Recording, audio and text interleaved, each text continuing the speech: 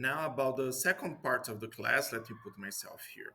Let's go to the concepts, okay? Guys, concepts are really important, okay? So what is hyperpolarization, okay?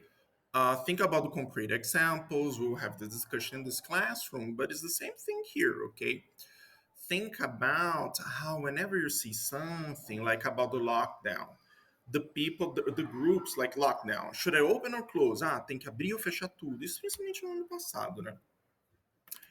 And should we open or close? And this throws people to those sites, and people start, for example, posting things online just to show what they support, and especially because of TikTok and Instagram. Because nowadays, for example, at least people from your age, they usually don't use Facebook. There is no discussion usually, or when there is, it is really short. Like, guys, for this thing about something like a lockdown, you need to read about it. You need to read studies, okay?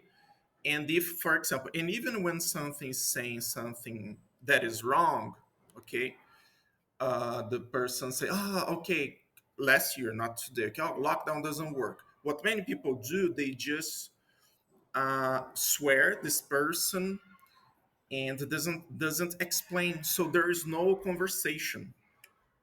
There's no dialogue, and dialogue is the foundation of democracy. Okay, without dialogue, there can't be democracy. Remember the Greek democracy that people went to the square, to the agora to discuss. We even did this here, people making propositions. This is the core thing about democracy.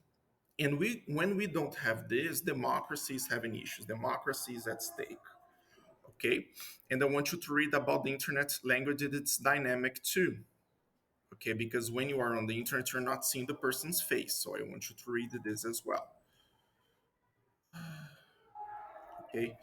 And the next one that we're going to talk about a crisis of belief, just in the end of the class, probably, the second class.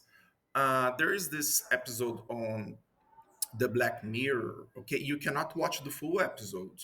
Okay, at home, you just have you if you want to watch it, have to talk to your parents because it's not appropriate to your age. I'm playing just a tiny part here. Beware.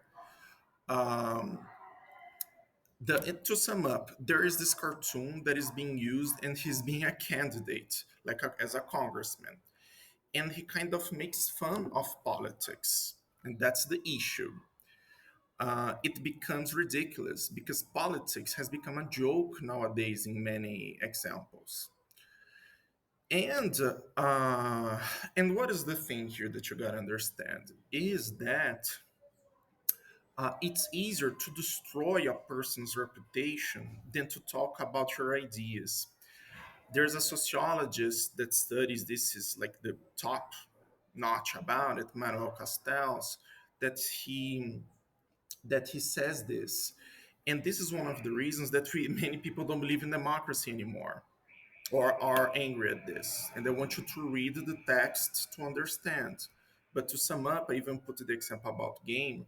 Sometimes you have a team, a squad that wins another one that is way better because he's able to destroy the other team. And that's what we do in politics. So when we people see people talk about Trump or Hillary, Lula, Bolsonaro, and etc., they're just gonna talk about the scandals and about the mistakes and try to destroy the public persona from this person.